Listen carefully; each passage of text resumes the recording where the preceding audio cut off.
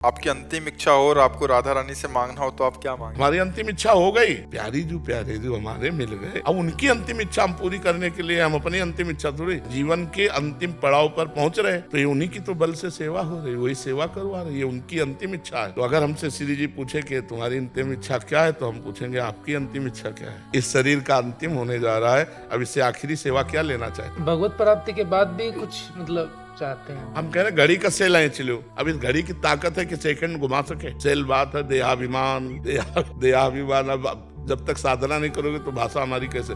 देहाभिमान प्रभु के चरणों में गया, खत्म। अब बिना इच्छा के इच्छा होती है, हमारी जो हम इच्छा थी वो श्री जी के चरणों में गई। अब श्री जी आज काम निर्माण करना चाहे, बोले आज गिरिराज की तलहटी में पद गाए जाएंगे, आज राधा कुंड में श्री जी की आरती श्रृंगार और सुधा निधि का पाठ होगा।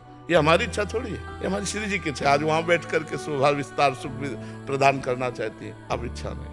महाराज जी जब श्री जी सब आपसे करवा रही हैं, हम लोग से करवा रहे हैं, जी तो अपने पास क्यों बुला लेते हैं? यार, अपने प्यारे को दूर कैसे रखा जा सकता है? हम कार्य में दूर लगाए हुए हैं किसी को, पर हमारी दृष्टि है, और जब वो संपूर्ण कार्य कर लेता है तो उसको बहुत प्यार करके अपने नजदीक हृदय से लगा लिया जाता है। तू मेरी आज्ञा में रहा, तू सतत मेरे में रहा, अब आप मेरे पास रहे, मेरी सेवा में रहे। इसीलिए उसको अपने साथ, अतिशय प्रेमी को दूरी बर्दाश्त नहीं होती। श्यामा जो अपने समीप बुला लेते हैं।